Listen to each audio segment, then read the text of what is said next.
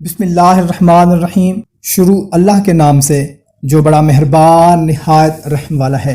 السلام علیکم میرے بھائیوں اور بہنوں، امید کرتے ہیں کہ آپ سب لوگ خیریت سے ہوں گے۔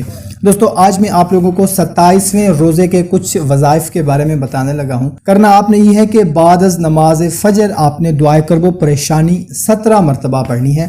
رب انی مغلوب فانتصر۔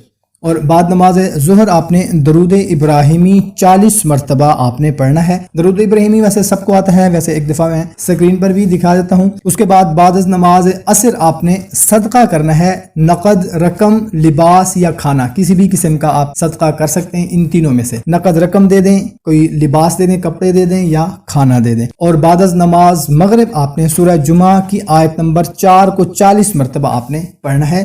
ذالک فضل اللہ یؤتیہ من یشاء واللہ ذو الفضل العظیم۔ اور بعد از نماز عشاء آپ نے صلاۃ الحاجات 4 رکعت نفل آپ نے پڑھنی ہے، اور اس کے بعد استغفار کی 5 تسبیح آپ نے پڑھنی ہے۔ استغفر اللہ الذی لا الہ الا هو الحی القیوم واتوب الیہ۔ اس کے بعد اللہ کے حضور آپ نے سجدہ ریز ہو جانا ہے اور اپنی حاجت، مراد، پریشانی، جو بھی آپ کا مسئلہ ہے اس کے لیے آپ نے دعا کرنی ہے۔ انشاءاللہ تعالی ضرور ہماری پریشانیاں بھی دور ہوں گی، ہماری حاجتیں، ہماری مرادیں بھی پوری ہوں گی۔ کوشش کریں کہ جو بھی بات اچھی لگتی ہو آپ کو اپنے لیے، تو صدقہ جاریہ سمجھ کر اپنے دوستوں، رشتہ داروں تک بھی لازمی شیئر کیا کریں۔ تو ہمیں دیں اجازت، ملتے ہیں ایک نئی ویڈیو میں، اپنا خیال رکھیے گا۔ اللہ حافظ۔